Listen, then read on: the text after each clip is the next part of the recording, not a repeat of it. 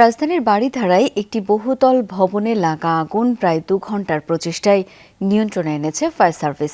সন্ধ্যা 6:30টায় আগুনের খবর পেয়ে একে একে 8টি ইউনিট ঘটনাস্থলে পৌঁছায়।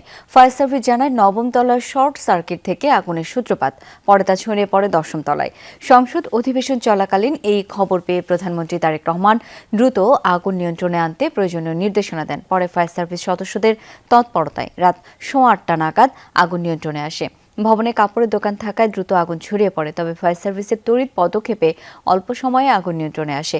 ক্ষয়ক্ষতির পরিমাণ সম্পর্কে এখনো বিস্তারিত জানা যায়নি। এই ভবনের 9 এবং 10 তলায় আগুন ছিল। আমরা এসে তাৎক্ষণিক আমাদের ইনসাইড এবং আউটসাইড দুই দিক থেকেই আমরা অগ্নি নির্বাপনের চেষ্টা করি। তো আমরা চেষ্টা করে আমরা 8:30টার সময় 8:15 ওই 8:15টার সময় আমরা আগুন আমাদের নিয়ন্ত্রণে নিয়ে এসি। অ্যাম্বুলেন্স থেকে শুরু করে যাবতীয় জিনিস আমরা প্রস্তুত রেখেছি, হসপিটালও আমরা প্রস্তুত রেখেছিলাম, মাননীয় প্রধানমন্ত্রী নির্দেশ দিয়েছিলেন। তো আমরা এসে দেখলাম যে না, ক্ষয়ক্ষতির পরিমাণ ওই রকম নেই, কোনো লোকজন ইনজুর হয় নাই।